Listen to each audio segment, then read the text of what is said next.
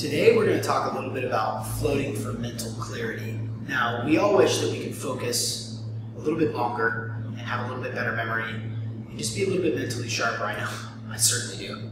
And floating is a really excellent way to sharpen your mind, and there's a couple of reasons why that's the case. Number one, what's called hemispheric integration happens. Disclaimer, I'm not a doctor or a neuroscientist, I'm just throwing that out there. What happens in a float tank, research has shown, is that your right brain steps up a little bit, asserts itself. When your left brain, which is crunching numbers, doing analysis like organizing, when you're in a float tank completely shut off from the outside world and there's no data, there's no information coming into your brain, your left brain doesn't need to focus on analyzing and organizing information. And so the right brain, which is a little bit more intuitive, sees a bigger picture, that sort of steps up. And so in a float, in a 1 hour float or longer, the two hemispheres of your brain are having better communication amongst each other. Again, not a neuroscientist, just what the research has shown. Another reason why floating helps for mental clarity is purely just because of the Epsom salt. When you absorb Epsom salt, magnesium sulfate, same thing, in through your body, it fuels your mitochondria.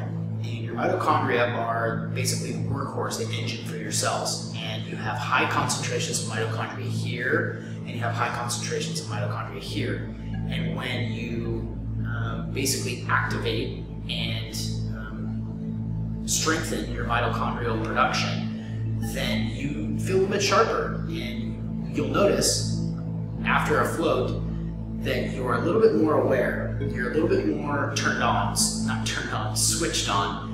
And so things, you're able, your body is relaxed, but your brain feels pretty dialed in. And maybe it's from the Epsom salt, maybe it's from the break that you get from the outside world, but it's a distinct feeling of mental awareness and mental clarity after a float. Theta brainwave states. Theta brainwave states. So theta brainwave states are one of the brainwave states which happen in levels of meditation and occur sort of in this area between wakefulness and sleep. And these theta brainwave states are flexible and creative and intuitive, and you sometimes can tell that you've been in that meditative state when you're floating, because you'll all of a sudden have an awareness like, oh, okay, I'm not meditating anymore. You almost feel like you've fallen asleep. It can get a twitch while you're floating, and you think, oh man, what was I doing? What was my brain doing? Where was I mentally? Well, for most people, I think that they've fallen asleep.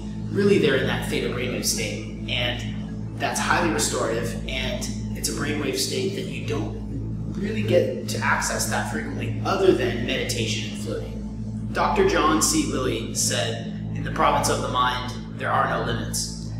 And what he's kind of getting at is consciousness is infinite, and when you have an hour to float, you have an hour to really explore your consciousness.